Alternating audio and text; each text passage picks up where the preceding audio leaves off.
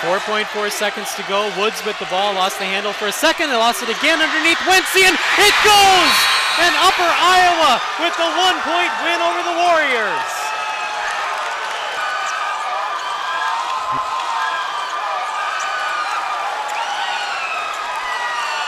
This crowd is stunned as Upper Iowa wins 64-63. Tucker Wensian with the layup underneath.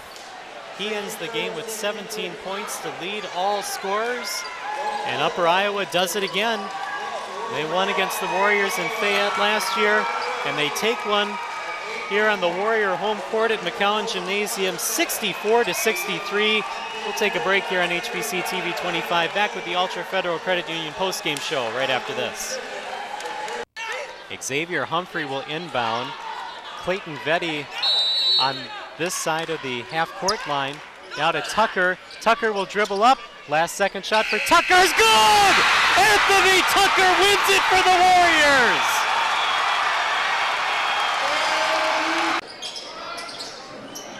It's been a while since the Windhawks saw that double-digit lead. Now a steal. Pinkerton down court. And Pinkerton high off the glass and a jam by Blacklock. The last home game for the Warriors was against the Moorhead Dragons, and the Dragons were 0 for 10 on third down plays. Last week against Upper Iowa, the Peacocks were just 1 of 13 on third down conversions. Dewberry will set up shop at about the 17-yard line for the Warriors, and DeWitt will kick to him. It'll bounce just shy of the 20. Dewberry takes it out to the 20, 25, 30, breaking a tackle, slipped it to the 40, 45, 50, across midfield, down the sideline, one man to beat, Dewberry, touchdown! So now Southwest is out of timeouts. The Warriors still have one left. Southwest does have the possession arrow, and there's 6.4 seconds on the clock with the Warriors up by 2. Again, a reminder to join us tomorrow night for more Warrior basketball. The Winona State men and women in action against Minnesota State University Mankato. The women tip off at 5. The men tip off at 7. You can catch all that action right here on HBC Channel 25.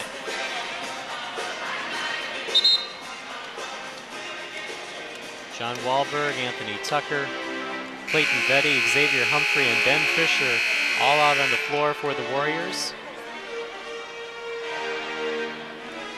You see Miller and Rail and Carlson joining Zager and Giddings on the floor for Southwest. Scott Rail has been their rebounding leader tonight. One more foul shot for Zager. Zager misses. Rebound by Rail. A three-pointer is good in the corner. Miller with the 3.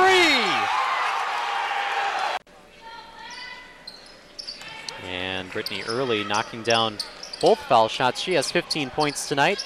Andrus looking to inbound, finds Gigler, and time will expire as the Warriors come away with a 65-56 win over Northern State to improve to 10-1 on the season, 6-1 in the conference. And congratulations to head coach Scott Ballard.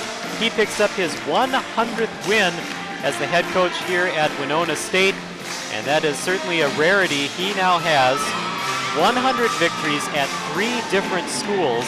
He's just one of 4 coaches in Division II history with at least 350 wins and 100 victories at 3 different schools. Here we go. We are underway as the kick comes from Zach Reisenauer, and it'll go out of the end zone. It'll be a touchback, and the Warriors will start on the 20-yard line. Third start this season for Brian Bradshaw. You can see his numbers. They're very good for him coming off the bench. He also has a 134.05 passer rating. As you see, 2 touchdowns on the season. He has thrown 3 interceptions, but he has really been a jolt here for the Warriors coming in off the bench this season. We see Bradshaw will go under center. He will have 2 wide receivers, 1 on either side, and Rayon Simmons in the background. We'll talk more about him all throughout the game. First down and 10, Warriors from the 20-yard line. Number 87, Eric Steiny, the tight end, going in motion. It'll be a fake handoff to Simmons. Bradshaw will look to go to the air right away, looking for Derek Engel. Tied up with one of the defenders, but no penalty flag on the play. Let's take a look at the rest of the starting lineup for Winona State, including their offensive line led by Casey Clark, number 72, and Jason Enos, number 63, both co-captains on this Warrior squad. And then there's the backs and receivers. Rayon Simmons, 933 yards on the season. That is 10th all-time single season in school history. 1,827 career rushing yards, which is 9th all-time single season. He's 59 yards away from 8th all-time at Winona State. Second down and 10 Warriors from the 20-yard line. Steiny backs up and will go in motion again. Same setup, but this time they hand off to Rayon Simmons, and Simmons dancing through that line, gets across the 30, won't go down, stays on his feet to about the 38-yard line. It is a first down for the Warriors. Let's take a look at the defensive starters for the University of Mary. Xavier Cleveland leads this team with 6 sacks, also has 34 tackles and 10 tackles for a loss. The linebacking core here for Mary includes Marcus Broom, one of the co-captains. He has 71 tackles and 2 interceptions, both leads Mary. And then the cornerbacks and safeties, Demetrius Allen, 1 fumble recovery, one of 4 Mary Marauders who has fumble recoveries, so that actually leads the team in fumble recoveries. First down and 10 Warriors from the 40-yard line. It was a 20-yard pickup for Rayon Simmons on that last carry. And Simmons will get the ball once again, and Simmons breaking tackles, lost the ball. In the middle of that pile, it looks like Mary may have recovered that one, Bob. Yeah, early on you saw the bad punt by Cotter and then the touchdown run here by Bryant Weiss. That put Pine Island up 6-0, and it looked like disaster for the Ramblers. Couldn't get going on 4th down here. Joe Cole needed about 2 yards on the play, and he was tackled right at the line of scrimmage and brought back.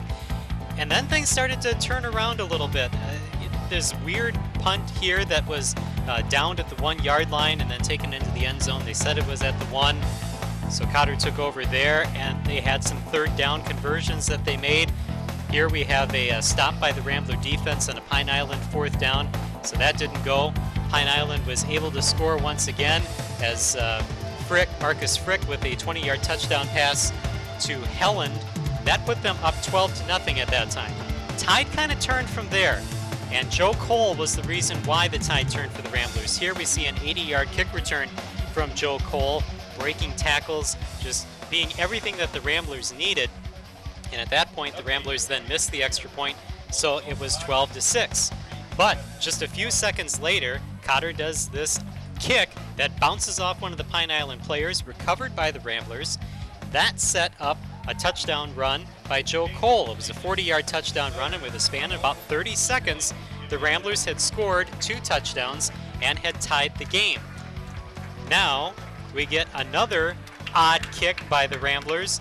This time, no one from Pine Island goes to get the ball, so the Ramblers scoop up the loose ball and set themselves up once again with just a few seconds left to go. And we saw a touchdown pass from Joe Miller to Joe Cole, 32-yard pass. That puts the Ramblers up 19-12, and in just a crazy game, Ramblers here lead.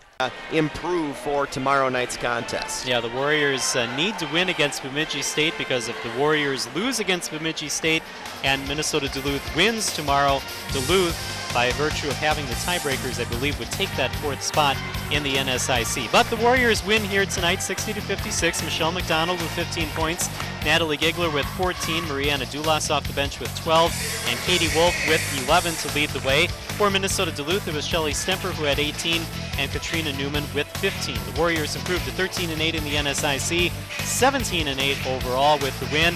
And again, they will play Bemidji State tomorrow night here at McCown Gymnasium, a 5 o'clock tip-off to ice the 4th spot in the NSIC. What an exciting game for Dean Beckman and our entire HBC crew. I'm Justin Barrientos. Stay tuned.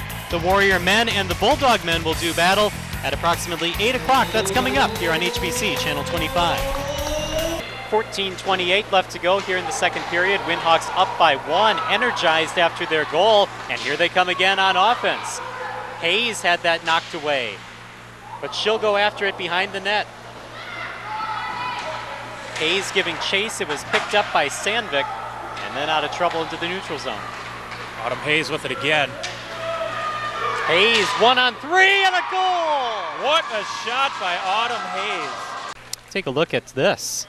Concordia Golden Bears leading the #1 team in the country, Minnesota State Mankato, 44-36.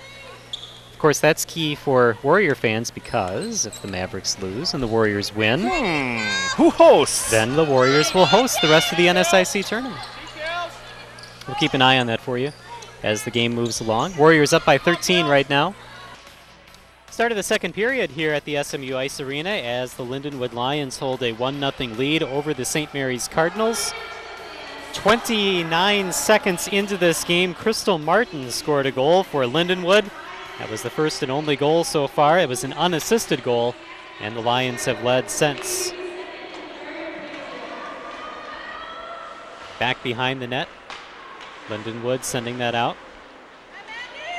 Center ice, Dion has a shot. Dion with the goal!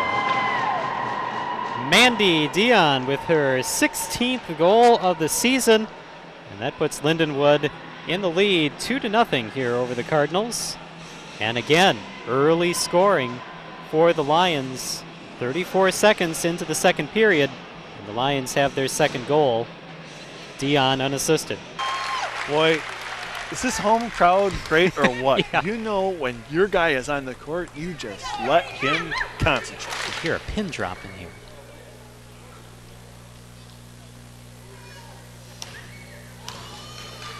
Robinson for birdie. Knocks down both free throws and a timeout called on the floor. 77-70. The Warriors with the lead will take a break. Back with more on Channel 25 after this. All right, well, the Dragons do have one timeout remaining. The Warriors are out of their timeouts. 7.3 to go. Molly Anderson will inbound for the Warriors. Anderson finding Wirtz. Wirtz top of the key, trying to make a move. Backs up, takes the shot and hits it.